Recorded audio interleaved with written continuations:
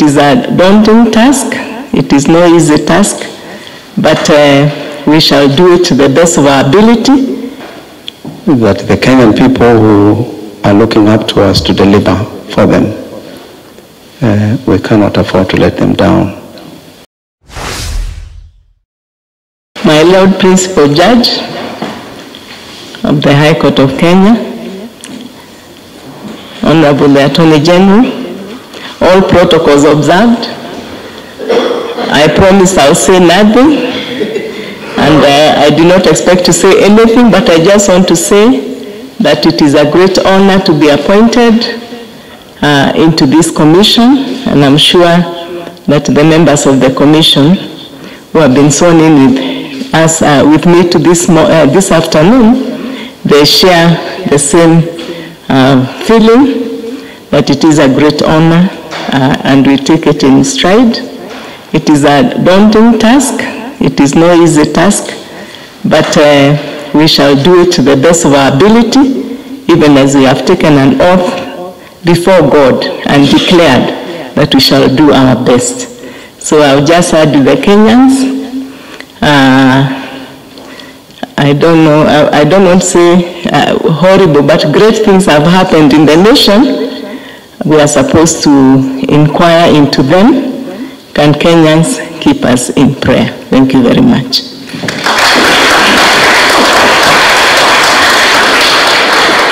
Thank you very much, Honorable Lady Justice Lesit. Let me also take this opportunity to welcome the Honorable Reverend Mutava Musini, who is the chairperson of the task force on the review of the legal and regulatory framework, to also make brief remarks. Welcome. Well, thank you very much,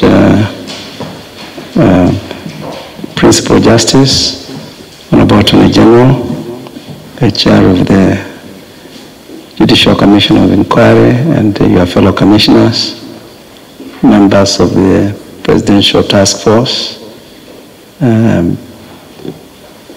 members of the press. I think ours is to thank the President for his faith in us, and through him, the faith that the Kenyan people will have in us. Shakahola has been a tragedy.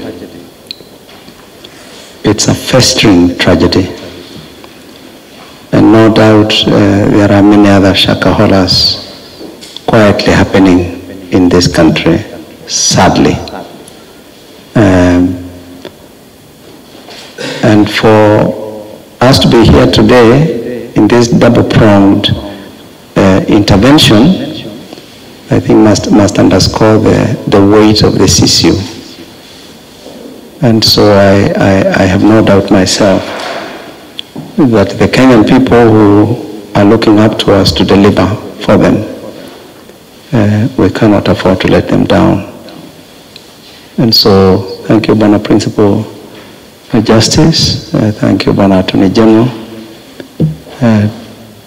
tuchape hii kazi na tumalize vilivyo. Asante sana. Thank you very much. Good afternoon. I think this is a great opportunity for us Kenyans to come together at a difficult time like this. And therefore, I want to congratulate you all for this appointment and for the work that lies ahead of you. Honorable Justice Lesit, Chairperson of the Commission of Inquiry and the Judge of the Court of Appeal, Honorable Justice Mary Kasango, Honorable Mr. Justice Muturi, Attorney General of the Republic of Kenya, members of the Bishophood,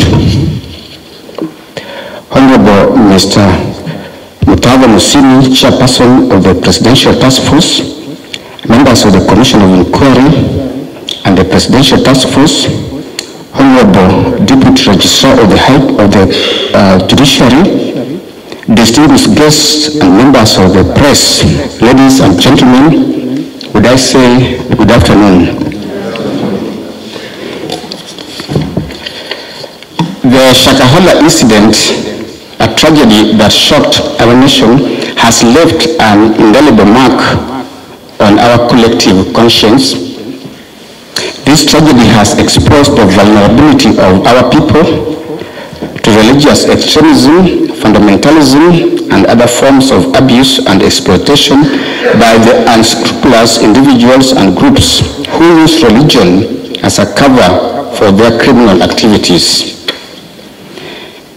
It has also revealed the gaps and weaknesses in our legal, institutional, and governance systems that allow such atrocities to take place. It is in response to this that His Excellency the President has established the Commission of Inquiry into the Shakahola tragedy and the Presidential Task Force on the review of the legal and regulatory framework governing religious organizations. As the Commission of Inquiry and the Presidential Task Force begin their work, I urge all of us as a nation to reflect on our values, our beliefs, and our practices as a people. Let us recommit ourselves to the values and principles of our Constitution, which reminds us of the need to uphold the sanctity of human life and dignity. In addition, let us always bear in mind that the Constitution, which guarantees freedom of worship and conscience of all Kenyans, also emphasizes a foundational principle in Article 8 of the Constitution that there shall be no religion. Let us therefore respect the diversity and plurality of our religious traditions, and even those who are not religious, given that our Constitution celebrates diversity as our identity as a nation. As we mourn the loss of our compatriots, including innocent children, let us also honor their memory by working together to heal our wounds, to rebuild our trust, and to restore our hope. As a nation, we cannot afford to remain silent or indifferent to this menace and that threatens our peace, security, unity, and values. We must act swiftly and decisively to bring justice to the victims and to their families, to prevent recurrence of such incidents, and to protect the rights and welfare of our citizens from any form of religious manipulation or coercion. That is why His Excellency the President has appointed the Commission of Inquiry led by Honorable Justice Jesse Lesit to investigate the circumstances and causes of the Shakahola tragedy, to identify the persons and organizations responsible for it, and to recommend appropriate legal and administrative actions against them. I urge all Kenyans to cooperate with the Commission of Inquiry and to support its work in the interest of justice, truth, and reconciliation. At the same time, His Excellency the President has appointed the task force on the review of the legal and regulatory framework governing religious organizations, led by Honorable Rev. Mutava Musini, to review the current laws and regulations governing religious organizations in this country. I urge all of us to participate in this process and contribute their views and suggestions on how we can improve our legal framework for regulating religious organizations.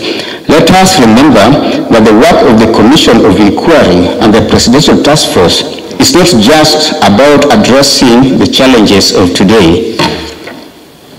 It is about ensuring that similar tragedies do not recur under our watch. Therefore, let us use the process and opportunities provided by the Commission of Inquiry and the Presidential Task Force to ensure that our religious diversity is a source of strength and harmony rather than division and conflict. Let this also be an opportunity for us to put into place guardrails that will ensure that our religious freedom is exercised responsibly and respectfully without infringing on the rights or dignity of others, including vulnerable members of our society. I congratulate both the chairperson and members of the Commission of Inquiry and the chairperson and members of the Presidential Task Force on your appointment. I wish you success in discharging your mandate. Lastly, the oath which you have taken today should guide you in your day-to-day work. According to the oath, you must never depart from the law. In addition, the oath equally requires you to serve this country to the best of your abilities and bearing in mind the enormous responsibilities placed upon you. As I conclude my remarks, I would like to request you to join me in observing a moment of silence in honor of those who perished in the Shakahola tragedy.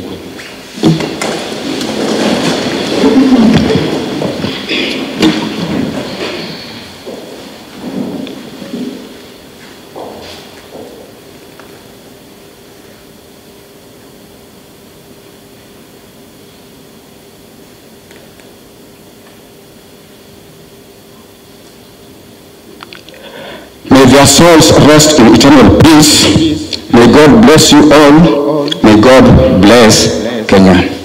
Thank you. And have your seat.